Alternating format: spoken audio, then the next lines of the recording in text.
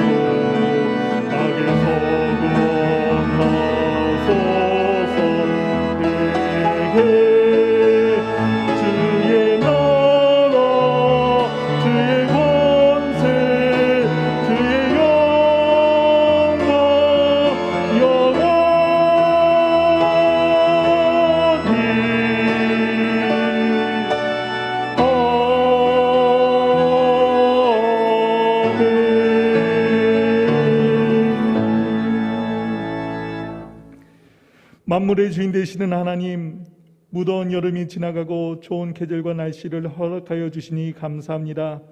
오늘도 길이요 진리요 생명 되신 예수님을 통해 하나님의 보좌로 나아갑니다.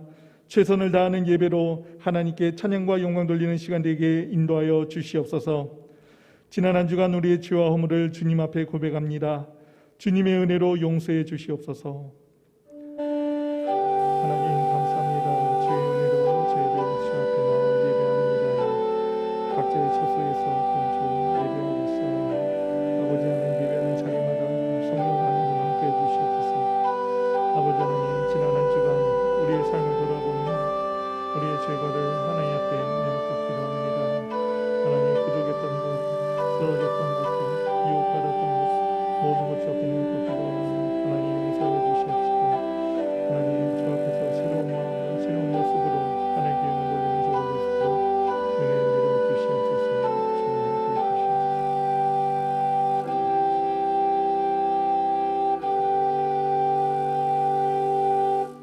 우리가 우리 죄를 자백하면 그는 미쁘시고 위로우사 우리 죄를 사하시며 우리를 모든 불의에서 깨끗하게 하실 것이라. 아멘. 다 함께 신앙 고백하시겠습니다. 전능하사 천지를 만드신 하나님 아버지를 내가 믿사오며 그 외아들 우리 주 예수 그리스도를 믿사오니 이는 성령으로 잉태하사 동정녀 마리아에게 나시고 본디오 빌라도에게 고난을 받으사 십자가에 못 박혀 죽으시고 장사한 지 사흘 만에 죽은 자 가운데서 다시 살아나시며 하늘에 오르사 전능하신 하나님 우편에 앉아 계시다가 저리로서 산자와 죽은 자를 심판하러 오시리라. 성령을 믿사오며 거룩한 공회와 성도가 서로 교통하는 것과 죄를 사하여 주시는 것과 몸이 다시 사는 것과 영원히 사는 것을 믿사옵나이다. 아멘. 찬송 10장 찬양하겠습니다.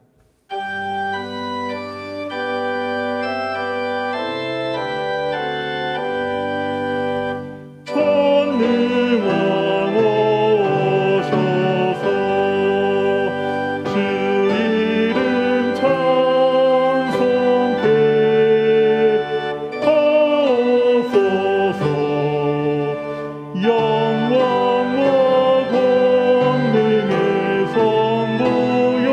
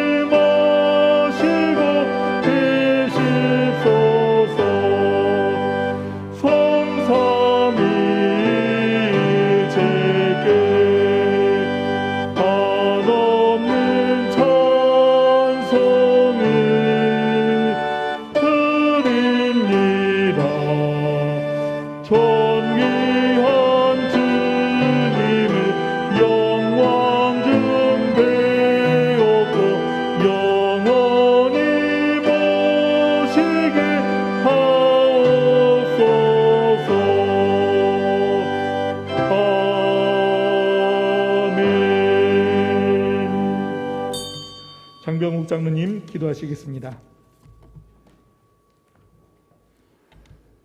하나님 아버지 감사합니다. 모든 만물이 결실하며 옥백과가 무르익어가는 가을을 주신 하나님 참으로 감사를 드립니다.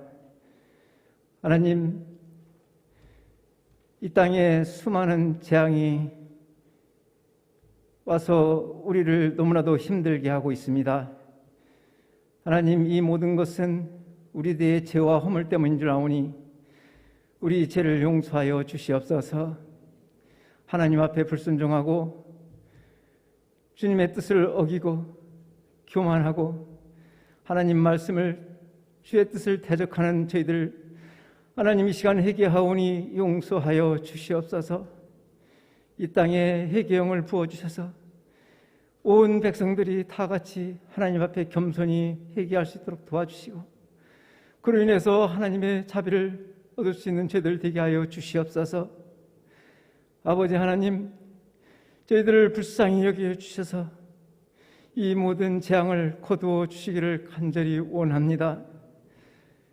하나님, 이 땅에 수많은 주의 사자들을 기억하여 주시고 주의 강한 발로 붙잡아 주시옵소서. 하나님, 영안을 열어주시고 하나님의 말씀을 통해서 깨닫게 하시고 그로 인해 우리 무지몽매한 저희 백성들을 바른 길로 인도할 수 있도록 하나님 도와주시옵소서. 아버지 하나님, 주의 사자 목사님 오늘 또 말씀을 들고 이렇게 서실 텐데 주님이 크신 능력과 성령 충만함을 더하여 주셔서 그 말씀이 선포될 때 저희들 아멘 아멘 하나님 귀한 말씀 받을 수 있도록 도와주시고 그 말씀을 통해 영적 삶이 새로워지는 저희들 되게 하여 주시옵소서. 목회 비전을 가지고 나아가실 때 하나님께서 크신 능력을 더하여 주시고 우리 온 교회가 한마음 한뜻이 되어 주님의 거룩한 뜻을 이루어 나갈 수 있도록 도와주시옵소서. 아버지 하나님, 이 시간도 찬양으로 하나님께 영광 돌릴 우리 귀한 집사님을 붙잡아 주시옵소서. 찬양 속에 주님 임하여 주셔서 주님 홀로 영광 받으시고 이 시간 은혜가 충만한 시간 되게 하여 주시옵소서. 하나님, 몸된 교회를 기억하여 주시고 몸된 교회가 이 시대에 우리에게 주어진 사명을 잘 감당할 수 있도록 주님 역사하여 주시고 논산을 변화시키고 논산을 새롭게 하여 하나님의 축복받는 논산, 하나님의 은혜와 사랑이 넘치는 논산이 되게 하여 주시옵소서. 하나님, 몸된 교회 주의 교회 학교를 기억하여 주시옵소서. 지금 우리 어린 자녀들이 너무나도 어려운 가운데 지금 믿음 생활하고 있습니다. 하나님, 우리 어린 자녀들 결코 믿음이 잃지 않도록 주님께서 붙잡아 주시고 그들이 하나님 은혜 가운데 날마다 새로워지고 더욱더 하나님 영광을 돌리는 우리 자녀들 될 수 있도록 도와주시옵소서. 하나님, 우리 모든 가정들을 지켜주시옵소서. 이 어려울 때일수록 더욱더 사랑으로 하나 되게 하여 주시고 하나님을 영화롭게 하며 주님만을 기뻐 찬양하는 우리 모든 가정들 되게 하여 주시고 영혼이 잘된 같이 범사가 잘되고 강건해지는 축복도 허락하여 주시옵소서. 세계를 향해 나아가 선교 사역을 감당하고 있는 우리 선교사님들, 하나님 그 어려움 중에서도 주의 성령으로 충만케 하여 주시고 더욱더 강하게 하여 주셔서 세계 선교 사역을 더욱더 힘있게 감당할 수 있도록 도와주시고 몸된 교회는 보내는 선교사의 사명을 잘 감당할 수 있도록 역사하여 주시옵소서. 참으로 나라가 혼란스럽고 어려움에 있습니다. 주의 강한 팔로 지켜주시옵소서. 결코 악은 승리하지 못하고 선이 또 하나님만이 승리할 수 있음을 깨닫게 하여 주시옵소서. 주님, 저희들을 시간 붙잡아 주시고 믿음으로 승리하는 귀한 삶을 살 수 있도록 인도하여 주시옵소서. 예수님 이름으로 기도 올리옵나이다. 아멘.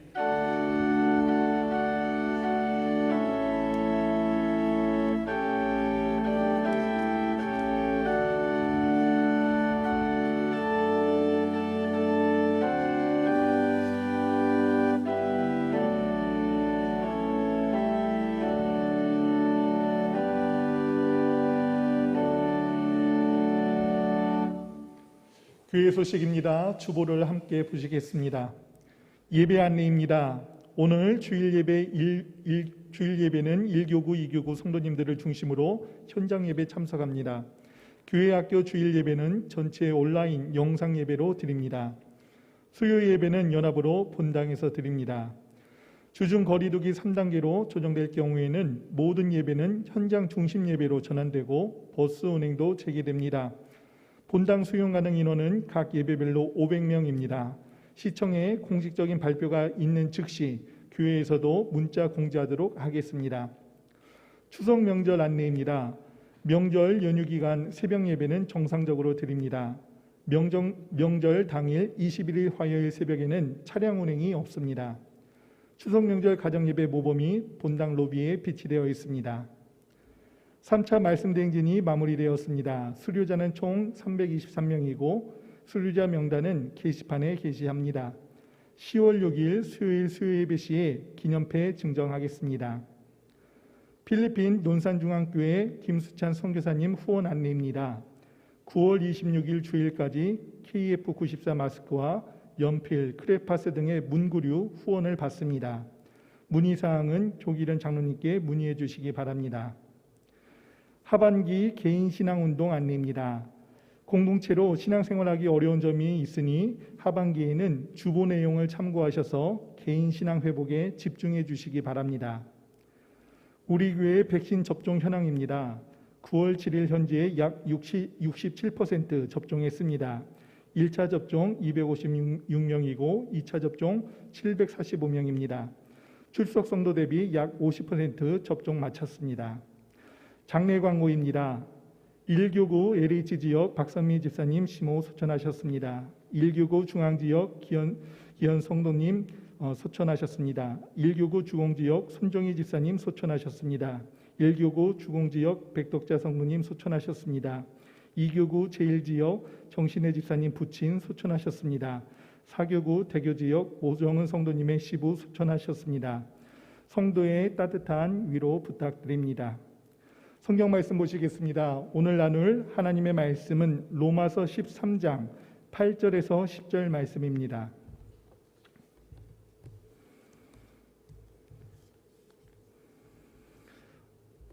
로마서 13장 8절에서 10절 말씀 다 찾으신 줄 알고 제가 봉독하겠습니다. 피차 사랑의 빛 외에는 아무에게든지 아무 빛도 지지 말라. 남을 사랑하는 자는 율법을 다 이루었느니라. 간음하지 말라, 살인하지 말라, 도둑질하지 말라, 탐내지 말라 한 그것과 그 외에 다른 계명이 있을지라도 네 이웃을 내 자신과 같이 사랑하라 하신 그 말씀 가운데 다 들었느니라. 사랑은 이웃에게 악을 행하지 아니하나니 그러므로 사랑은 율법의 완성이니라. 아멘. 정성원 지사님 찬양으로 영광 돌린 후에 담임 목사님 나오셔서 사랑의 빛이라는 제목으로 말씀 전해 주시겠습니다.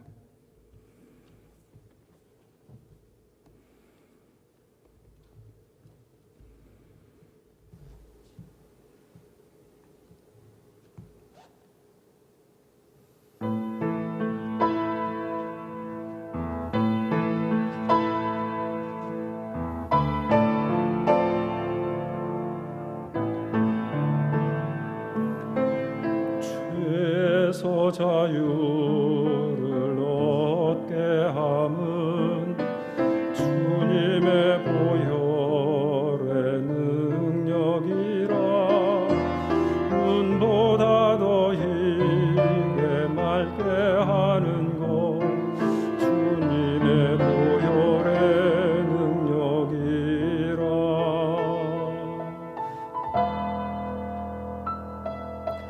주의 보혈은 시험을 이기고 승리하게 하는 놀라운 능력.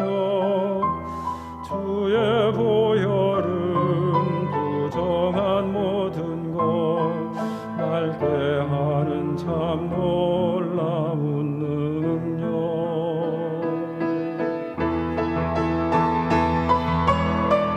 주의 보혈 능력이 또다. 주의 피를 나는 믿어. 주의 보혈 그 어린 양의 매우 귀중한 피로다.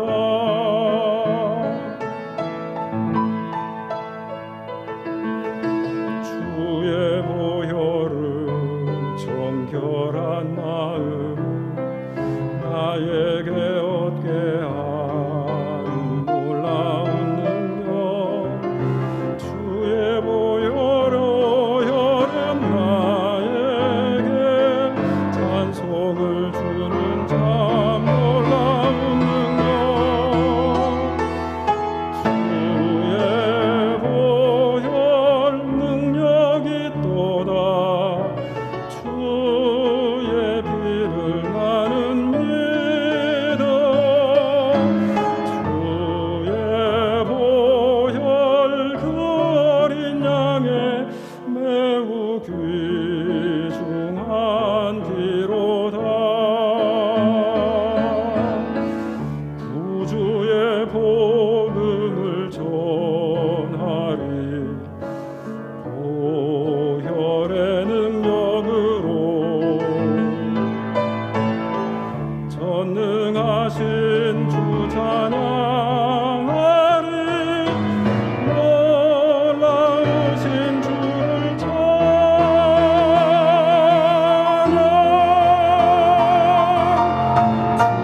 주의 보혈 능력이 또다. 주의 피를 나는 믿어. 주의 보혈 그 어린 양의 매우 귀중한 피로다. 주의 보혈 능력이 또다. 주의 피를 믿어.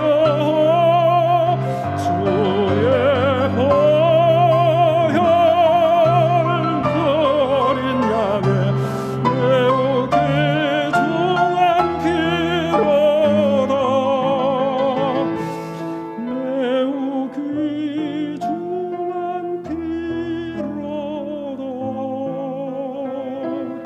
매우 귀중한 피로다. 주의 보혈.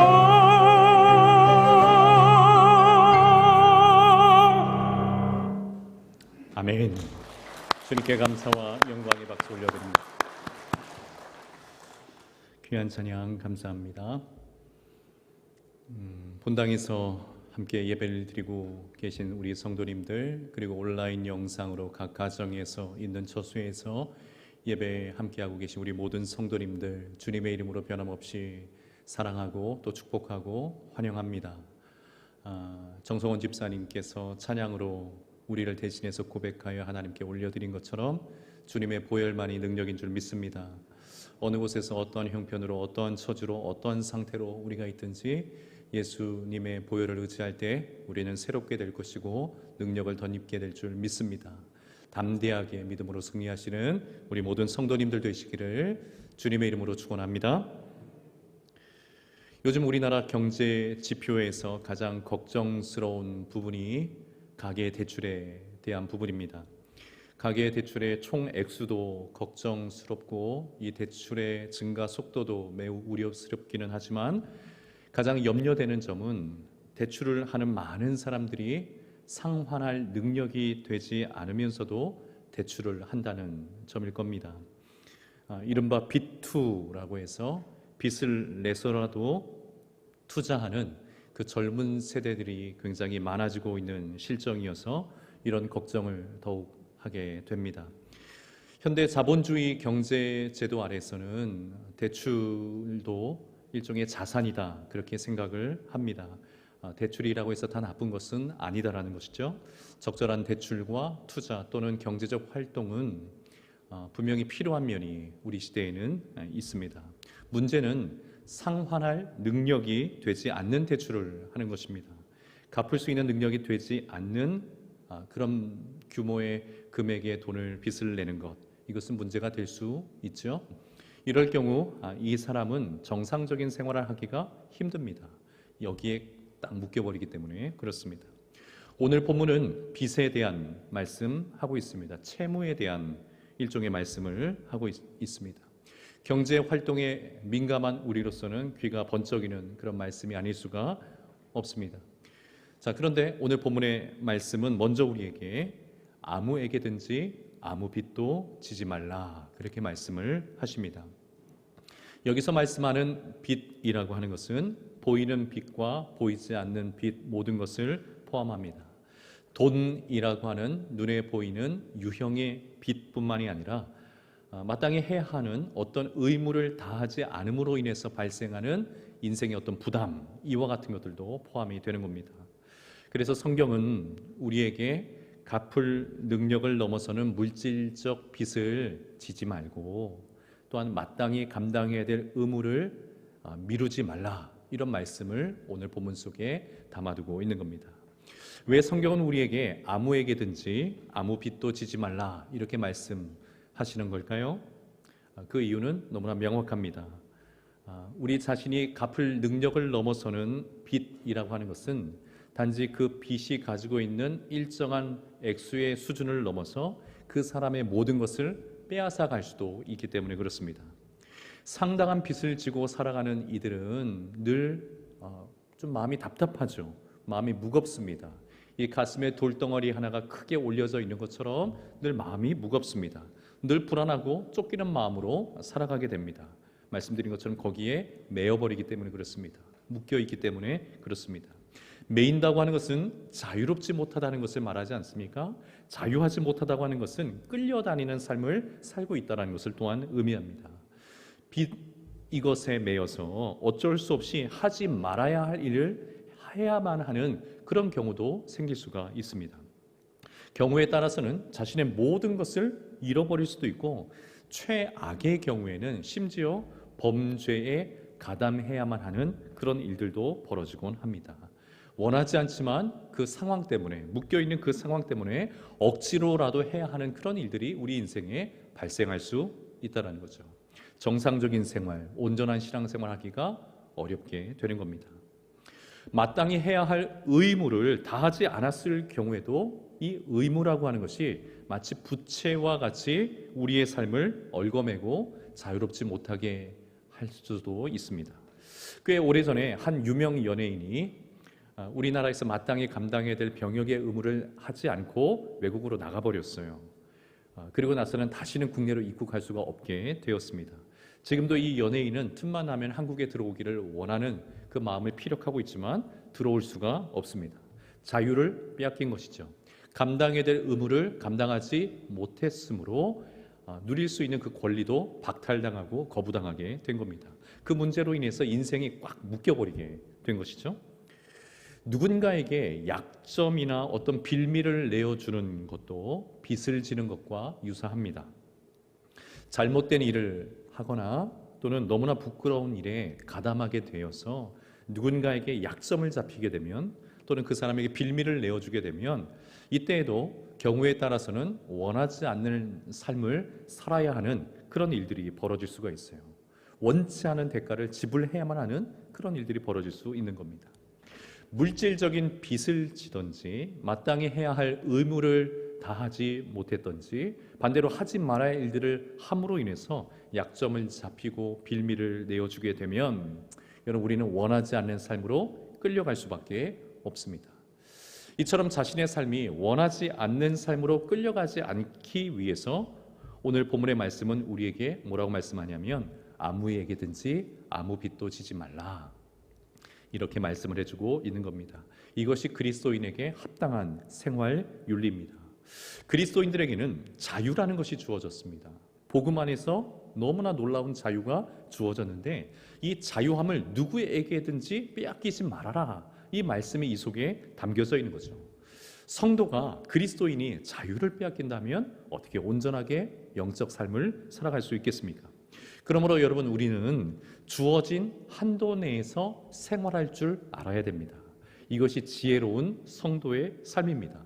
무모할 정도로 빚을 내어서 어딘가에 투자하거나 또는 그것도 아니라 자신의 그 허영심 그것을 채우고자 빚을 지는 그런 삶을 살게 되므로 자기의 삶이 이 빚에 묶여버리는 것은 그리스도인의 합당한 신앙 모습 또는 생활 방식이 될 수가 없습니다.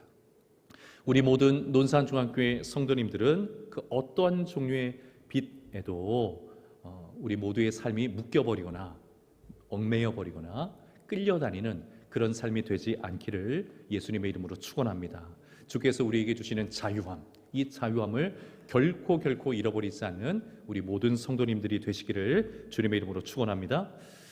자, 그런데 오늘 본문은 우리 그리스도인들에게 아무에게든지 또 아무 빚도 지지 말라 이렇게 말씀하시면서 동시에 반드시 우리가 져야만 하는 빚도 있다 이렇게 말씀을 하고 계세요. 어떤 빚을 말하는 것일까요? 사랑의 빚을 말씀하는 겁니다. 우리 그리스도인들은 이미 사랑의 빚을 지고 있고 또 앞으로도 이 사랑의 빚을 적극적으로 지면서 살아야 한다라고 말씀하시는 겁니다. 그리고 이 사랑이라고 하는 부채를 많이 짊어지고 살아가는 것이 그리스도인된 우리의 새 생활에 있어서 가장 중요한 핵심 원리 중에 하나다 말씀해 주시는 거죠. 다시 말해서 끊임없이 사랑을 실천하고 싶다 이 마음을 가지고 살라는 거예요. 끊임없이 내 마음속에 사랑이 채워져서 사랑을 베풀고 싶고 사랑으로 섬기고 싶고 사랑으로 무엇인가를 하고 싶다라고 생각하며 끊임없이 그렇게 살아가는 것이 그리스도인의 새 생활에 있어서 핵심 원리 중에 원리다 이렇게 말씀을 하시는 겁니다. 로마서의 전체 흐름을 놓고 볼 때에 오늘 본문의 위치에서 사랑을 말씀해 주시는 것은 매우 의미심장합니다. 오늘 본문의 뒤에 나오는 11절을 보면 또한이라고 하는 접속사로 오늘 본문과 연결되어 있는 것을 볼 수가 있죠. 11절 이하의 내용은 무엇이냐면 마지막 때에 우리 그리스도인들이 가지고 있어야 될 삶의 태도에 대해서 말씀하는데 이것이 또한이라고 하는 접속사로 오늘 본문과 연결되므로 마지막 때에 우리 성도들이 가지고 있어야 될 매우 중요한 삶의 태도가 무엇이냐면 사랑인 것을 말씀해주고 있는 겁니다. 사랑이에요. 사랑. 인류의 모든 역사가 끝나는 시점에도 그리스도인다움을 드러낼 수 있는 끊임없이 그리스도인인 것을 증명할 수 있는 거의 유일한 한 가지가 있다면 그것은 사랑인 줄 믿습니다. 그리스도인들의 영혼을 해부할 수만 있다면 그 영혼을 해부해서 꺼낼 수 있는 그 영혼의 심장이 있다면 여러분 그것은 단연 사랑일 것입니다. 사랑이 없으면 아무것도 아닌 것이죠. 모든 그리스도인다움의 특성을 설명해 주는 것도 그리고 모든 그리스도인다움의 특성을 온전하게 하는 것도 사랑입니다. 사랑이에요. 사랑이 없다면 아무것도 아닙니다. 성도에게 있어서도 목회자에게 있어서도 교회에 있어서도 사랑이 없는 것은 심장을 잃어버린 것과 다르지 않기 때문에 그렇습니다. 우리는 지금 로마서 12장부터 그리스도인의 새 생활에 대해서 계속 말씀을 나누고 있습니다. 자, 그런데 그리스도인의 새 생활이라고 하는 것도 이름은 이렇게 붙이기는 했지만 일종의 율법주의가 될 가능성도 분명히 있습니다. 또 다른 종류의 율법주의인 거죠. 내가 그리스도인이 돼서 이런 삶을 살아야 되겠구나, 이렇게 사는 것이 마땅하구나, 그래서 살아간다면 너무나 자연스럽고 좋은 모습이겠지만 이것 지키지 않으면 나 어떻게 될지 몰라, 이것 안 하면 큰일이 날지도 몰라, 그리스도인에서 사라질지도 몰라, 하나님께서 벌을 내리실지도 몰라, 이런 류의 율법주의로 흐를 가능성도 분명히 있습니다. 자, 그런데 이 그리스도인의 새 생활이 또 다른 율법주의로 흘러가지 않도록 해주는 비결이 어디에 있냐면 오늘 본문에 있는 거예요. 사랑으로 행하는 것입니다.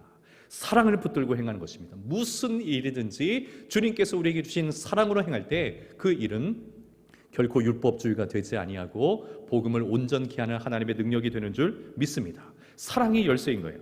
게다가 우리가 앞서 다루었던 그리스도인의 새 생활이라고 하는 것이 어느 것 하나 쉬운 내용이 하나도 없었습니다. 기억을 더듬어 보시겠어요? 쉬운 내용이 있었습니까? 모든 삶을 하나님께 예배로 살아드린다, 이것 쉬운 일이겠습니까? 굉장히 어려운 일이죠. 그리스도 안에서 한 몸을 이루는 형제 자매들을 정말 나의 몸처럼 대해주는 것, 이런 것이 또한 얼마나 어려운 일입니까? 쉬운 일이 결코 아니죠. 심지어 우리를 박해한 이들을 축복해주고 원수와 같은 이들에 대해서 악을 갚아버리는 것이 아니라 선을 행해주는 것이 어떻게 우리의 힘으로 가능할 수 있겠습니까? 언제나 공권력의 피해자라고 생각하기 쉬운 우리 국민들, 우리 소시민들이 국가 권력에 대해서 항상 복종하는 마음을 가지고 살아가는 것, 이 또한 얼마나 어려운 일입니까? 이와 같이 살아가는 것이 그리스도인의 새 생활에 합당한 모습인 것은 알겠지만, 인정할 수 있지만 실제로 그렇게 살아가는 것은 너무나 어렵습니다. 자, 그런데 이러한 그리스도인의 새 생활을 가능할 수 있도록 우리 주님께서 우리에게 열쇠를 하나 지어주고 계신데, 그 열쇠가 무엇이냐면 사랑이라는 거예요. 사랑. 성도의 삶의 모든 것을 가능하게 해주는 영적인 능력, 영적인 힘, 영적인 권세, 영적인 생명, 그것이 사랑에 있다라고 오늘 본문을 통해서 말씀해 주시는 겁니다. 8절의 말씀에 보면 이런 말씀이 기록되어 있죠. 남을 사랑하는 자는 무엇을 다 이룬 것입니까? 율법을 다 이룬 사람이다. 사랑하는 이들은 율법을 다 이루었다 말씀이에요. 10절에는 또 뭐라고까지 말씀합니까? 사랑은 율법의 완성이다라고 말씀을 하세요. 완성이다. 그리스도인들에게 있어서 율법은 마치 애증의 관계와 비슷합니다. 무슨 말인가 하니 율법을 선뜻 받아들이기도 마음속에 좀 불편함이 있죠. 그렇다고 이 율법을 버려버려 이렇게 말할 수도 없기 때문에 소위 계륵과 같이 율법이 우리 마음속에 좀 부담이 되는 그런 느낌을 우리는 늘 가지고 있습니다. 자, 그런데 이 불편함을 일거에 해소해 주는 말씀을 오늘 본문에서 기록해 주고 있는 거예요. 사랑이 율법의 완성이라고 말씀하시는 겁니다. 사랑이 율법의 완성이다. 그러니 그리스도인들은 율법을 버리는 것이 아니라 오히려 완성해 버리는 삶을 살아가는 것인데, 율법의 조항 하나하나를 다 지키고 잘 준수함으로써가 아니라 사랑으로써 율법을 덮어버리는 것입니다. 사랑으로써 율법을 완성해 버리는 것입니다. 사랑으로 말이에요.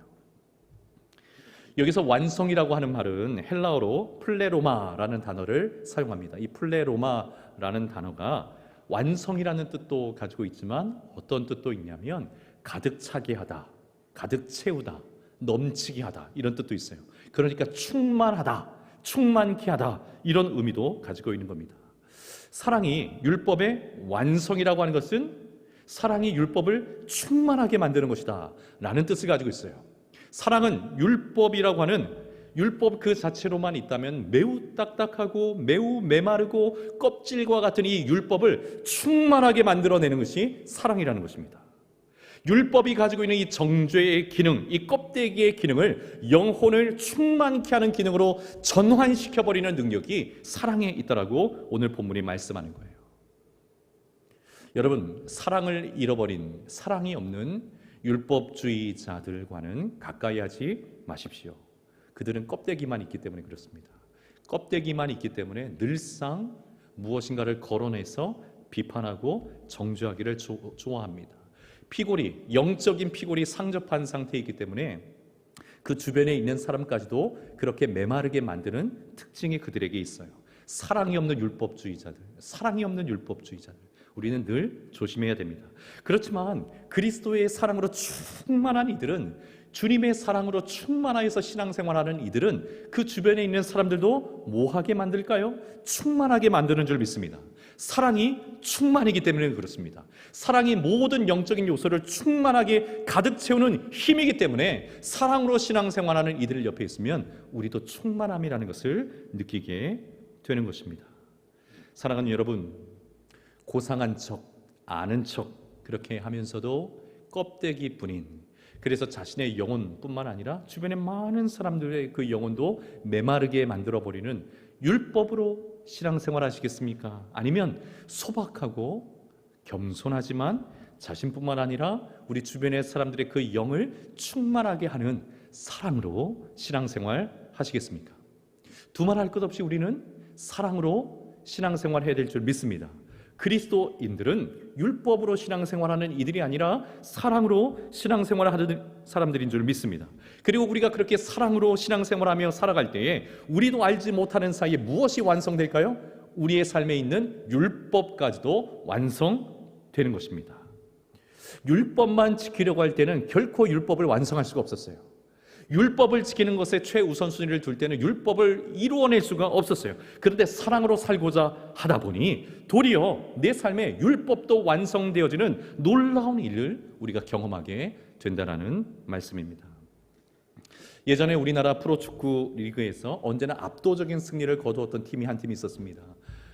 그 팀의 이름이 전북현대라는 팀인데, 이 팀이 특별한 수준에 이를 수 있었던 이유는 무엇이냐면 좋은 선수들이 많이 있었기 때문이기도 하겠지만 좋은 감독님이 있었기 때문이에요. 그 좋은 감독님 이름이 뭐냐면 최강희라는 이름의 감독님입니다. 이 감독님에게는 매우 독특한 축구 철학이 하나 있었어요. 일명 닭공이라고 하는 축구 철학을 가지고 있었습니다.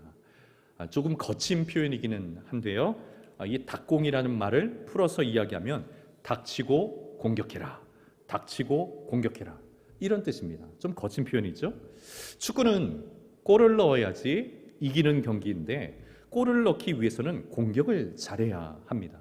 그런데 이 공격을 하기까지 이것도 재고 저것도 재고 이것도 생각하고 저것도 생각하고 이것도 준비하고 저것도 준비하는 통에 정작 공격을 제대로 하지 못하는 일들이 한국 축구에 굉장히 많았어요. 그래서 이유를 불문하고 무조건 공격 이렇게 외치자 성적이 급상승하게 된 겁니다. 여러분, 어쩌면 우리 그리스도인들에게도 필요한 것이 한 가지 있다면 그것은 닭사인지도 모릅니다. 닭사, 이유 불문하고 사랑하는 것입니다. 따지지 않고 사랑하는 것입니다. 계산하고 분석하지 않고 일단 사랑하는 것입니다. 이것 재고 저것 재고 이것 따라하고 저것 따지다가 사랑할 기회도 또 사랑할 마음도 그렇게 잃어버리는 것이 아니라 주님의 사랑으로 일단 사랑으로 섬기고 보는 것입니다. 그럴 때 우리도 알지 못하는 사이에 수많은 우리 안에 있었던 영적인 크고 작은 문제들까지도 해결되고 이루어지며 완성되는 것을 우리가 경험하게 될 것입니다. 사랑하는 여러분, 사랑의 사람으로 신앙생활하기를 주님의 이름으로 축원합니다. 주님의 이름으로 축원합니다. 가정에서 사랑의 사람이 되어주시기를 축복합니다. 일터에서 사랑의 사람이 되기를 새롭게 결단하는 우리 성도님들 되시기를 주님의 이름으로 부탁을 드립니다. 어떠한 사람, 어떤 환경 속에서든지 그리스도인의 새 생활의 핵심 윤리인 사랑의 사람이 되고자 하는 마음의 결단이 우리 안에서 넘치기를 주님의 이름으로 축원합니다. 그렇다면 여러분, 우리가 추구하고 실천해야 될 그리스도인다운 사랑의 모습은 어떤 것일까요? 본문 속에 이 사랑의 의미에 대해서 굉장히 많은 내용이 담겨져 있지만 오늘 두 가지만 살펴보도록 하겠습니다. 가장 먼저 그리스도인들에게 사랑은 낭만적인 감정이 아니라 빛이라고 하는 것으로 이해를 하고 있어야 됩니다. 사랑은 우리에게 낭만이 아니라 빛입니다. 빛, 채무라는 것이죠. 빛은 갚아도 되고 안 갚아도 되고 그런 것이 결코 아닙니다. 빚은 마땅히 갚아야 됩니다. 시급하게 갚아야 되고 항상 갚아야 됩니다. 채무가 끝날 때까지, 그 모든 것이 갚아졌을 때까지 갚아야 하는 것이 빚입니다. 선물과 빚은 확연히 다르죠. 선물은 그것을 받고 나서 기뻐하면 그만입니다. 감사하면 그만입니다. 그렇지만 빚은 반드시 되돌려 주어야 되고 갚아야만 하는 것입니다. 사랑하는 여러분, 우리는 사랑의 빚진 자인 줄 믿습니다. 사랑의 빚진 자. 우리가 사랑의 빚진 자라고 하는 것은 우리의 처지와 상관없이 항상 이 사랑을 갚고자 하는 마음으로 살아야 하는 것을 우리에게 의미해 주는 것입니다. 그래서 사랑에 대해서 우리는 늘 채무자인 거예요. 채무자. 여러분 꼭 잊지 마십시오. 우리는 사랑의 빚진 자입니다. 사랑의 빚진 자입니다. 채무자라는 것이죠. 이미 우리는 많은 빚을 지고 있습니다. 많은 빚을 지고 이 자리에 있죠. 부모님께 얼마나 많은 빚을 졌습니까? 우리 이웃들에게 얼마나 많은 빚을 졌습니까? 친구들에게 또는 동료들에게 함께 신앙생활을 해왔던 형제 자매들에게 우리는 많은 사랑의 빚을 졌으므로 오늘 우리가 이 자리에 있게 된 겁니다. 오늘 우리의 모습은 많은 사랑의 빚이 있었기 때문에 가능한 우리의 모습인 거예요. 그들의 헌신과 수고와 노력, 땀의 결실로 오늘의 우리가 있는 겁니다. 심지어 우리가 미처 알지 못하는 이들에게까지도 우리는 사랑의 빚을 지고 있는 겁니다. 무엇보다 우리는 하나님께 사랑의 빚을 진 자들인 줄 믿습니다. 하나님께서 우리를 어떻게 구원하셨습니까? 영원히 구원하셨죠. 우리를 어떻게 하셨습니까? 영원히 포기하지 않으셨어요.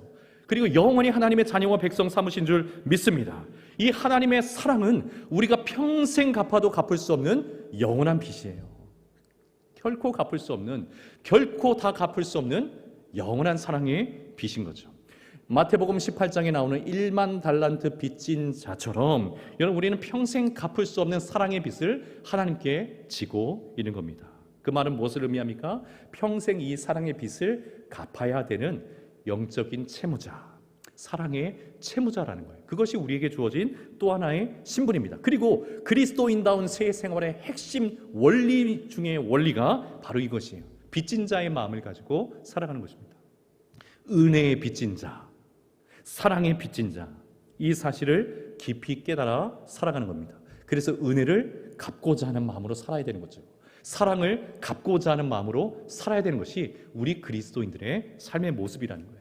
바울은 이러한 사실을 너무나 잘 알고 있었습니다. 그래서 이미 로마서 1장 14절에서 자신의 신앙 고백을 하면서 이런 고백을 해요. 헬라인이나 야만인이나 지혜 있는 자나 어리석은 자에게 다 내가 빚진 자라. 나는 빚진 자라. 모든 사람에게 나는 빚진 자라. 이 고백을 합니다. 주님을 그렇게 핍박했던 바울, 교회와 성도들을 그렇게 모질게 핍박했던 바울 자신에게 주님께서 찾아오셨고 만나주셨고 구원의 은혜를 베풀어 주셨을 뿐만 아니라 복음의 사명까지 주신 이유는 무엇이냐면 이제 이후로 자신이 만나게 될 이 이방인들에게 이 주님의 사랑과 복음을 전하게 하시기 위해서 주님께서 자신을 찾아오셨다라는 것을 그는 너무나 잘 알고 있었어요. 만약 이방인들이 아니었다면 자신은 구원을 받지 못했을 수도 있었다. 주님의 사랑에서 영원히 제외될 수도 있었다라는 사실을 진실한 고백으로 마음속에 담아두고 있었던 사람이 바울이었어요. 그러니 여러분, 이방인들을 볼 때마다 애물단지로 보였겠습니까? 그러지 않아요. 복음을 전하면서 숱한 배신도 당하고 억울한 일도 당하고 모진 핍박을 당했어도 바울에게 있어서 이방인들은 애물단지가 아닙니다.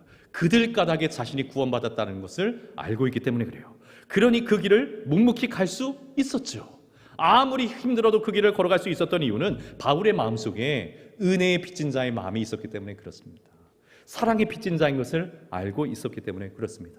이 사랑의 빚을 갚으며 살아가는 것이 일평생 자신의 삶의 모습이라는 것을 알고 있었기 때문에 그래요. 여러분, 바울뿐만이 아니죠. 우리 모두가 우리 주님의 영원하신 사랑의 빚진 자들인 줄 믿습니다. 빚진 자이기에 빚을 갚는 것은 전혀 우리가 자랑할 거리가 되지 못합니다. 마땅한 일이죠. 빚을 갚는 것은 마땅한 일입니다. 이 마땅한 마음을 가지고 사랑을 실천하는 것이 계속 반복해서 말씀드린 것처럼 그리스도인의 새 생활의 핵심 윤리입니다. 마땅한 마음을 가지고 언제나 사랑을 실천하며 베풀며 살아가는 것. 이것이 성도의 삶의 핵심인 것입니다. 그러면 여러분, 우리는 사랑에 대해서 마치 채권자처럼 행세해서는 결코 안 돼요. 권리를 주장할 수 있는 자인 것처럼 행세해서는 결코 안 돼요. 사랑을 요구하거나 사랑을 지시하거나 사랑을 명령하거나 마치 채권자처럼 사랑에 대해서 서 있는 사람이 되어서는 안 됩니다. 우리는 영원히 사랑에 뭐 하는 사람입니까? 빚진 자예요. 사랑의 빚진 자입니다. 아무리 대단한 학벌과 아무리 대단한 사회적 지위를 가지고 있다 할지라도 우리는 갚을 수 없는 영원하신 하나님의 사랑의 빚을 진 자들인 것이죠. 영원히 갚아야 될 사랑의 빚진 자, 사랑의 채무자, 이것을 깊이 깨닫고 사랑을 베풀며 살아가는 것이 우리의 모습이에요. 어디까지요? 모든 율법을 사랑으로 덮기까지 사랑을 행하는 삶이 저와 여러분의 삶인 줄 믿습니다. 여러분, 만약 우리가 신앙생활을 하면서 행복하지 않다면 우리가 마치 채권자처럼 살고 있기 때문일 것입니다. 채권자, 사랑에 대한 권리를 요구할 사람. 가정에서도 나 이렇게 사랑해줘야지, 당신이 이렇게 해줘야지, 당신 이것도 해줘야지, 교회에서도 나 이런 대우를 받아야지, 당신 이렇게 해줘야지. 사랑의 채권자가 돼서 무엇인가 권리를 요구하며 살아갈 때에는 여러분 영원히 행복할 수가 없어요. 영적인 행복이 생겨날 수가 없어요. 왜냐하면 이 채권자는 율법으로 살아가는 사람이기 때문에 그렇습니다. 율법만을 가지고 신앙생활하는 이들은 채권자 노릇을 합니다. 그렇지만 복음을 가지고 있는 이들은 사랑으로 살아가려고 합니다. 복음 속에 하나님의 무한하신 사랑이 경험되었고 발견되었기 때문에 그 영원하신 하나님의 사랑에 빚진 자가 되어서 영원히 갚을 수 없는 사실을 알지만 그 사랑을 갚고자 하는 마음으로 살아가는 이들이 우리 성도들인 것입니다. 그리고 그렇게 살아갈 때 우리 영혼은 율법이 아니라 복음의 사랑으로 말미암은 진정한 행복으로 가득 차게 되는 거예요. 사랑하는 여러분, 사랑의 채무자가 되어서 항상 사랑을 고민하고 실천하는 일상 속에서 사랑을 나누고 베풀어주는 저와 여러분 되기를 주의 이름으로 축원합니다. 어떻게 하면 더 사랑해 줄 수 있을까? 어떻게 하면 더 잘, 많이, 풍성하게 사랑을 나눠줄 수 있을까? 이와 같이 생각하는 남다른 이 시대의 그리스도인들 되시기를 주님의 이름으로 축원합니다. 사랑에 메말라 버렸잖아요. 우리 시대 사랑에 메말라 버렸잖아요. 교회조차도 사랑에 메말라 버렸잖아요. 여러분, 그런 우리의 형편을 보면서 다시 사랑으로 우리를 부르시고 초대하시는 주님의 부르심에 믿음으로 응답하여서 사랑의 채무자로 영원히 살아가시는 저와 여러분 되기를 주의 이름으로 축원합니다. 마지막으로 그리스도인들의 사랑은 피차라는 단어로 설명이 됩니다. 오늘 본문에서 우리가 가장 먼저 만나는 단어가 피차라는 단어이죠. 서로라는 뜻 아니겠습니까? 그래서 그리스도인들의 사랑은 결코 일방적인 사랑이 될 수가 없습니다. 일방적인 사랑이 되어서도 안 됩니다. 서로 간에 주고받는 사랑이어야 됩니다. 혹 내가 사랑으로 섬겨준 그로부터 사랑을 받지는 못한다 할지라도 내가 사랑을 베풀므로 인하여서 이 사랑이 흘러서 순환되어서 나에게 다시 돌아오는 사랑, 이것이 그리스도인의 사랑입니다. 우리가 흔히 사랑에 대해서 이야기할 때 교회에서 강조하는 사랑이라고 하는 것은, 또는 성도들이 반드시 실천해야 하는 사랑이라고 하는 것은 아가페 사랑이라 그런 이야기를 많이 해요. 아가페 사랑의 핵심은 무엇입니까? 헌신과 희생이죠.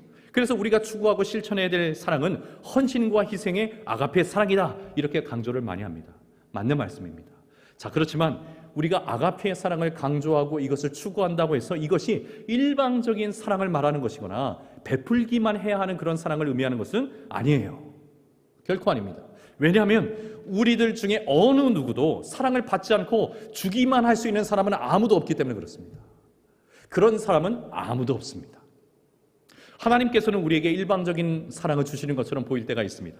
하나님 그분 자체가 사랑이시기 때문에, 그리고 우리가 갚을 수 없는 사랑을 이미 우리에게 주셨기 때문에 그렇게 보일 수가 있어요. 구원의 은혜는 우리가 아무리 대가를 지불해도 다 갚을 수 없는 하나님의 사랑이지 않습니까? 그래서 하나님의 사랑이 일방적인 사랑인 것처럼 보일 때가 분명히 있습니다. 자, 그렇지만 하나님께서도 우리에게 무엇을 요구하십니까? 당신만을 사랑해 줄 것을 간절하게 요구하시죠. 간절하게 요구하십니다. 그것이 하나님께서는 그 무엇에게도 빼앗길 수 없는 가장 큰 기쁨이기 때문에 그래요. 그 누구에게도 빼앗기기 싫은 가장 큰 하나님의 즐거움이기 때문에 그렇습니다. 그래서 제일 되는 계명이 무엇입니까? 하나님을 생명 다해 사랑하는 것, 온 마음을 다해 사랑하는 것, 힘을 다해서 사랑하는 것이 제일 되는 계명이라 말씀해 주셨잖아요. 여러분, 하나님께서도 그러하신데 하물며 우리는 어떻겠습니까? 세상에 어느 누가 사랑을 받아본 적도 없이 사랑을 공급받지도 않은 채 일방적으로 사랑을 베풀 수 있는 사람이 어디 있겠습니까? 그래서 여러분, 일방적인 사랑이라고 하는 것은 멀리서 볼 때는 너무 고상해 보여요. 너무 이상적으로 보이기도 해요. 종교적으로 보이기도 하고 아름다워 보이기도 하지만 실제는 불가능한 사랑입니다. 그리고 시간이 지나서는 이와 같은 사랑은 반드시 문제가 생길 수밖에 없어요. 그리고 경우에 따라서는 이 일방적인 사랑은 폭력이 될 수도 있습니다.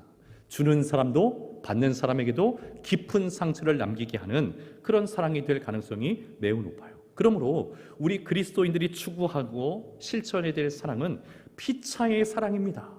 서로 사랑의 빛을 느끼면서 그 빛을 갚고자 하는 채무자의 마음을 가지고 서로에게 사랑으로 대해주는 것이 그리스도인들이 실천해야 될 사랑의 모습이에요. 받으려고만 해서도 안 되고 주려고만 해서도 안 되는 겁니다. 자, 그런데 여기서 매우 주의해야 될 것이 한 가지가 있어요. 피차 사랑의 빛을 진다고 하는 것이 자칫 잘못 생각하면 이 사랑의 섬김에 대한 보상이나 대가를 요구해야 된다라는 그런 것으로 이해될 수도 있기 때문에 그렇습니다. 여러분, 그런데 보상이나 대가를 요구하는 것은 채무자의 마음입니까? 채권자의 마음입니까? 채무자의 마음이 아니죠. 이거는 채권자의 마음입니다. 내가 사랑으로 누군가를 섬겼는데 좀 더 바라는 게 생겼어요. 더 좋은 것을 받기를 원하는 마음이 생겼어요. 이거는 더 이상 채무자의 마음으로 사랑을 섬기는 게 아니라 채권자의 마음으로 바뀌어버린 거예요. 그러므로 여러분, 우리도 누군가로부터 사랑의 공급을 받아야 하기는 하지만 지금 내가 사랑으로 섬기고 있는 그 대상으로부터 무엇인가를 받고자 한다면, 무엇인가 대가와 보상을 받고자 한다면 여러분, 우리의 사랑의 섬김에 분명히 문제가 생기는 것입니다. 그런 사랑은 율법을 완성하는 사랑이 되는 것이 아니라 오히려 율법 그 자체가 되어버린 거예요. 오히려 사랑이 율법이 되어서 누군가를 정죄하고 판단하고 심판하고 죽이는 일에 가담되는 그런 일이 되어버린 겁니다. 사랑한다고 했는데 오히려 마음이 아파요. 사랑한다고 했는데 상처가 너무 심해요. 가정에서 이런 일들이 많죠. 나는 사랑한다고 섬겼는데 왜 당신은 그렇게 안 하는 거야? 왜 당신 또 그렇게 안 하는 거야? 자꾸 무엇인가를 바라기 시작할 때 사랑은 온데간데 사라져버리고 사랑이 오히려 기준이 되어서 율법의 기능을 행사하게 되는 거예요. 마음의 상처가 얼마나 커집니까? 자, 그러므로 우리 그리스도인들에게 매우 명확한 사랑의 원칙이 8절 하반절에 기록되어 있는데 뭐라고 기록되어 있습니까? 남을 사랑하는 것이다. 기록하고 있습니다. 남을 사랑하는 것이다. 나를 사랑하는 것이 아닙니다. 남을 사랑하는 것입니다. 나를 사랑한다면 여러분, 합당한 보상과 대가가 늘 필요해요. 나를 사랑하면 보상이 필요하죠. 나를 위해서 사랑하는 것이면 합당한 보상과 대가가 반드시 필요합니다. 그러나 그리스도인의 사랑은 나를 사랑하는 것이 아닙니다. 더 이상 나를 사랑하는 것이 아니라 누구를 사랑하는 것입니까? 명확하게 말씀하시죠. 남을 사랑하시는 겁니다. 남을 사랑하는 겁니다. 그리고 이 사랑이 이루어질 때에 비로소 율법이 다 이루어지게 되는 것입니다. 남을 사랑하는 자가 되는 것, 여러분, 매우 평범한 말씀처럼 보이고 당연한 말씀처럼 보이지만 이 짧은 구절 속에 예수님 안에서 우리에게 주어진 놀라운 변화의 핵심이 여기에 다 담겨져 있어요. 왜냐하면 우리는 이전에 본질상 남을 사랑하는 사람들이 아니라 누구를 사랑하는 사람들이었습니까? 나를 사랑하는 사람들이었어요. 나만 사랑하는 사람들이었어요. 사실은 그것이 죄의 특성이자 핵심이라고 말씀드리지 않았습니까? 죄의 핵심이자 특성이 무엇입니까? 자기중심성이라고 말씀드렸죠. 자기중심성이 깨져버리면 견딜 수가 없습니다. 우리는 본질상 그런 사람들이에요. 자기를 위해서 모든 다른 것이 있어야 되고 나의 행복이 최고의 가치 있어. 그래서 나의 행복을 위해서라면 다른 사람의 행복이 훼손되는 것, 망가지는 것, 개의치 않는 것이 원래 우리의 모습이었습니다. 자, 그런데 복음은 그 자기중심성을 오히려 깨트려버린 거예요. 나를 사랑하는 마음에서 남을 사랑하는 마음으로 우리의 심령 속에 변화를 일으켜 버린 겁니다. 그러니 여러분, 복음 안에서 변화된 그리스도인들은 더 이상 자기만 사랑해달라고 보채지 않습니다. 나는 이렇게 했는데 왜 이만큼 더 안 해줘? 나도 좀 더 사랑해줘. 나를 더 사랑해줘. 이렇게 보채지 않습니다. 왜냐하면 남을 사랑해야 하는 일이 먼저 보이기 때문에 그래요. 복음 안에서 변화된 이들에게 나타난 현상들입니다. 그리고 이 기쁨으로 살아가는 이들이 변화된 그리스도인들의 모습이라는 거죠. 자, 그런데 놀라운 일은 우리 모든 그리스도인들이 이와 같이 남을 사랑하는 마음으로 변화가 되어서 그렇게 사랑을 실천하게 된다면 나에게도 또 다른 누군가를 통해서 주님의 사랑이 흘러들어오게 된다는 겁니다. 반드시 그렇습니다. 반드시 그렇습니다. 내가 이 사람에게 사랑의 섬김을 베풀고 있으니까 이 사람에게 보상을 기대하는 것, 어떤 대가를 기대하는 것, 남다른 무엇인가를 얻기를 원하는 것, 이것 다 없이 나는 그저 사랑의 빚의 채무자이니까 사랑을 온전히 베풀고 온전히 섬기게 될 때 이 사람을 통해서는 아니라 할지라도 또 다른 누군가를 통해서 하나님의 사랑이, 우리 주님의 사랑이 우리의 삶에 반드시 공급될 줄 믿습니다. 왜냐하면 하나님께서 아시거든요. 우리는 사랑 없이는 살 수 없는 자들인 것을 알고 아시거든요. 사랑의 공급이 없으면 이 사랑의 순환이 이루어지지 않는 것을 우리 하나님께서 아시기 때문에 어떠한 경로를 통해서든지 우리에게 사랑의 섬김을 베풀어 주실 겁니다. 사랑하는 여러분, 이 놀라운 변화로 살아가는 우리 모두가 되기를 주의 이름으로 축원합니다. 예전에 천국과 지옥을 설명해 드리면서 이해를 돕기 위해서 꾸며낸 이야기지만 예화로 들었던 이야기가 하나 있습니다. 숟가락 이야기죠. 천국과 지옥에 간 이들에게 다 숟가락이 주어져 있습니다. 그리고 각자 밥을 먹어야 됩니다. 근데 이 숟가락이 독특한 게 너무너무 긴 거죠. 너무너무 길어가지고 한 몇 미터 될까요? 너무너무 긴 숟가락입니다. 근데 지옥에 떨어져 있는 사람들은 이 숟가락을 어떻게 씁니까? 이 버릴 수 없는 자기 중심성 때문에, 자기 사랑 때문에 그래도 끊임없이 그 숟가락으로 밥을 퍼서 자기 입에 넣겠다고 안간힘을 쓰지만 먹을 수가 있나요? 접혀지지가 않는데 어떻게 먹겠습니까? 그런데도 그 자기 중심성을 포기할 수가 없어서 계속 자기만을 향하지만 먹을 수가 없습니다. 천국에서는 전혀 다른 모습이 보이죠. 이 숟가락을 가지고 자기의 입으로 넣는 게 아니라 서로 먹여주고 있는 거죠. 다 먹을 수가 있죠. 다 먹을 수가 있어요. 한 사람도 남김없이 다 사랑의 공급을 받게 되는 것입니다. 꾸며낸 이야기입니다. 그렇지만 이것이 천국의 모습이요, 교회의 모습이요, 그리스도의 나라의 모습이요, 복음의 나라의 모습인 줄 믿습니다. 복음이 우리에게 주어진 이유가 이것 때문 아니겠습니까? 나를 향했던 모든 삶의 방향을 또 다른 누군가를 향해서 변화를 시켜내는 복음의 능력이죠. 이 코로나19로 인해서 여러분 너무나 어렵죠? 2년 동안 이어져 오는 이 시간들을 통해서 온 세상이 정말 갈라질 대로 갈라져 버린, 메마를 대로 메말라 버린 그런 시대를 우리가 살아가고 있습니다. 마치 율법의 시대 같아요. 율법의 시대.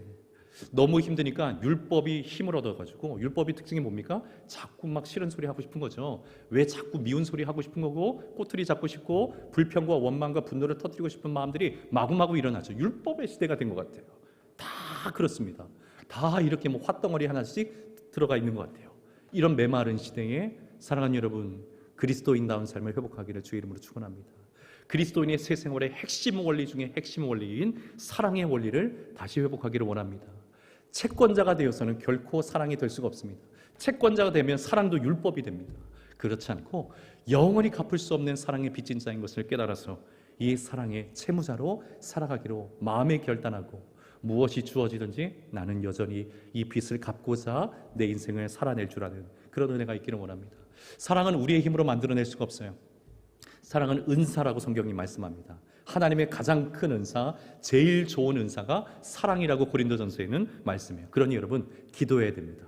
구하셔야 됩니다. 하나님, 이 메마른 시대에, 메마른 세상에서 사랑으로 충만케 하는 자, 사랑으로 충만케 하는 자로 살기를 원합니다. 내게 더 큰 사랑을 주십시오.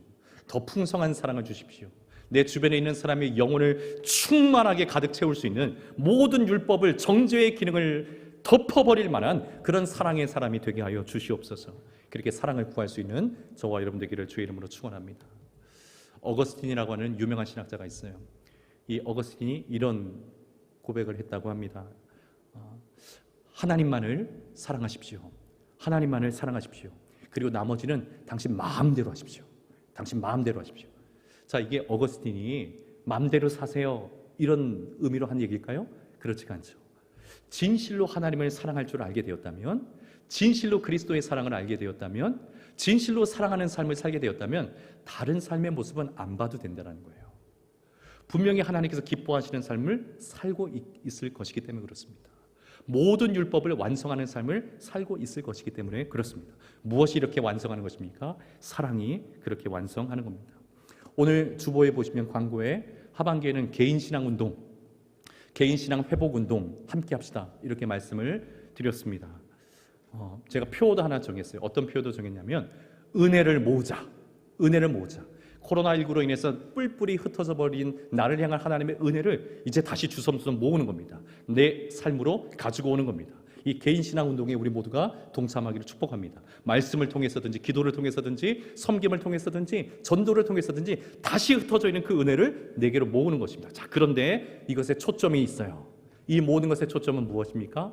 사랑입니다. 사랑입니다. 사랑이 초점이 되지 않으면 이건 또 다른 율법주의가 될 것이고 내 삶을 얽어매는 무거운 짐이 될 뿐입니다. 사랑이 없으면 율법주의가 되는 것입니다. 사랑하는 여러분, 이 가을에 사랑의 사람이 되시기로 결정하십시다. 어떠한 형편, 어떤 사람들, 어떤 환경 속에서도 사랑의 빚진 자인 것을 고백하고 깨달아서 채권자가 되고 싶은 마음의 욕구가 올라올 때 이것을 깨트려버리고 복음으로 깨트려버리고 채무자로서 그 빚을 넉넉하게 갚아내는 하나님의 충만으로 이 세상을 덮어버리는 우리 모두가 되기를 예수님의 이름으로 축원합니다. 기도하겠습니다. 사랑의 하나님 아버지, 감사합니다. 오늘도 거룩한 주일 우리에게 허락해 주시고 교회에서 또 우리 각 가정에서 함께 하나님을 예배할 수 있도록 은혜 주시니 감사합니다. 주신 말씀이 성령의 도우심으로 우리의 심령 속에 깊이 새겨지게 도와주셔서 이 메마르고 척박하고 갈라진 시대 속에서 오히려 하나님의 사랑으로 세상을 충만하게 만들어내는 그리스도인다운 삶을 살아드리는 우리 모든 성도님들 되게 하여 주시옵소서. 채권자 노릇을 하기를 원하고 율법으로 무엇인가를 갖다 되기를 원했던 우리의 옛사람들이 깨어지게 도와주시고 우리는 영원히 갚을 수 없는 주님의 사랑의 빚진 자인 것을 깨닫고 사랑의 채무자가 되어서 영원히 이 사랑을 행하며 베풀며 나눠주며 흘려보내어 줄 수 있는 우리 모든 성도님들 되게 하여 주시옵소서. 오늘도 주님 앞에 귀한 예물을 올려드립니다. 이 예물 주님께서 기쁘게 받으시는 줄 믿습니다. 11조로 감사 예물로 1,000번제로 선교 헌금으로 주일 꽃꽂이로 주님 앞에 올려드린 손길들 기억하여 주시고 저들의 삶의 은혜와 복을 넘치도록 허락하여 주시옵소서. 주님의 교회를 섬기는 주의 종들 위에다 함께 하셔서 섬기는 그 자리가 메마르지 아니하고 놀라운 충만함의 자리가 되게 하여 주시옵소서. 감사드리며 예수님 이름으로 기도드리옵나이다. 아멘.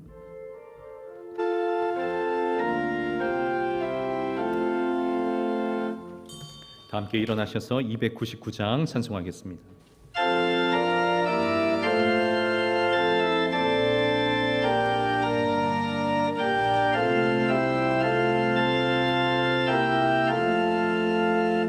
하나님 사랑은 온전한 참 사랑 내 맘에 부어 주시사 충만케 하소서. 내 주님 참 사랑 햇빛과 같으니 그 사랑 내게 비추사 뜨겁게 하소서.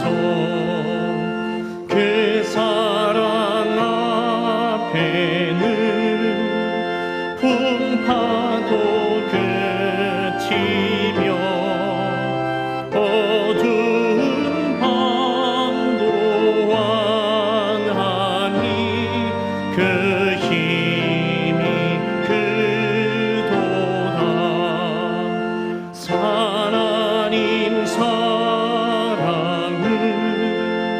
온전한 참 사랑 내 맘과 영에 채우사